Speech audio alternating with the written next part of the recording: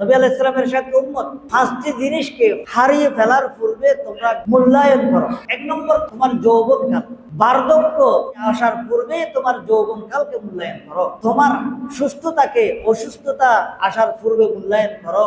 তোমার মাল ও দৌলত তোমার হাতছাড়া হওয়ার পূর্বে মূল্যায়ন করো। তোমার সুস্থতাকে অসুস্থতা আসার পূর্বে তুমি মূল্যায়ন করো।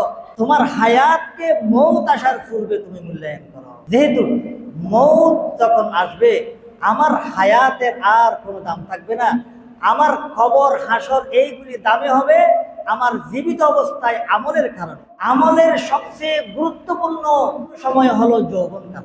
সেজন্য রাসূলুল্লাহ সাল্লাল্লাহু আলাইহি ওয়াসাল্লাম ইরশাদ করেন, ওই যুবক যে নিজের যৌবনকালকে ইবাদতের মধ্যে দিয়ে অতিক্রম করে, আল্লাহ তাবারক ওয়া তাআলা ওই যুবককে আল্লাহ তাআলা আরশের নিচে ছায়া দিবেন। সুবহানাল্লাহ।